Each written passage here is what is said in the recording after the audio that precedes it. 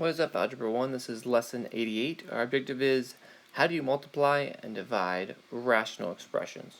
Well, before we get into multiplying and dividing rational expressions, let's just talk about multiplying and dividing rational numbers.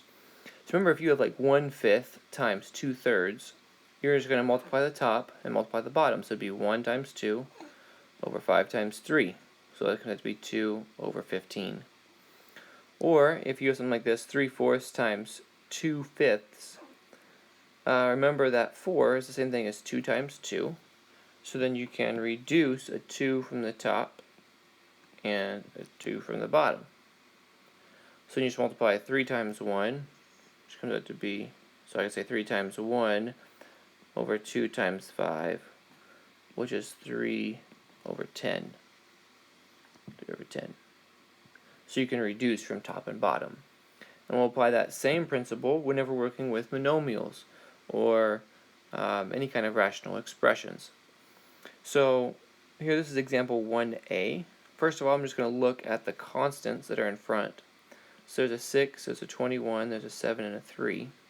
So I realize first off that 3 goes into 3 one time, and 3 goes into 6 two times. I also see 7 and 21. 7 goes into 7 one time. 7 goes into 21 3 times. So as I'm simplifying this down, I'm just looking at just the coefficients, just the number part of it right now. On the top, I'm going to have 2 times 1, which is a 2. On the bottom, I'm going to have 3 times 1, which is a 3. Alright, now, as we look through the top, let's look at just the x's. Notice x to the 4th simply means x times x times x times x, 4 of them. And then I have a y. Then over here I have an x times y times y. On the bottom I have an x times y times y times y. Over here I have x times x times x times y times y. So you don't necessarily have to do this, but I'm writing it out this time. So notice here, this x reduced with that x.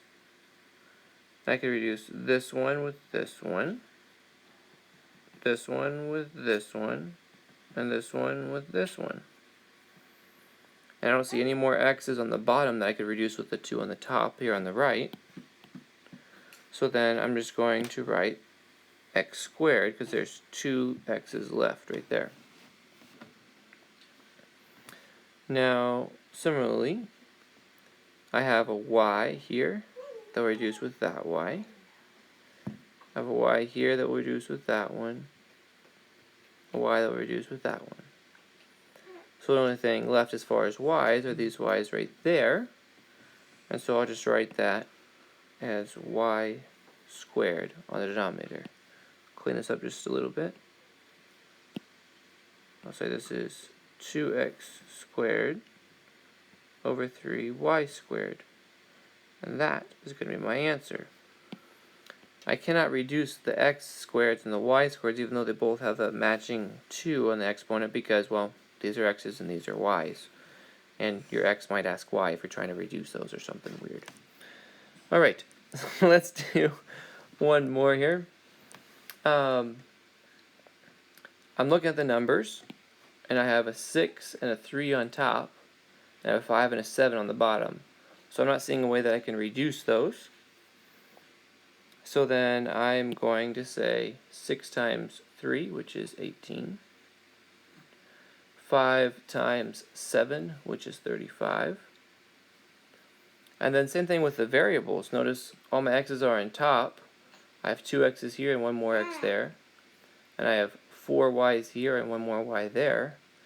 So then I don't have anything to reduce between top and bottom. So this is going to be x cubed on the top, right? There's 2 there and 1 there. And then y to the 5th, because I have 4 y's there and 1 y there. That's nothing.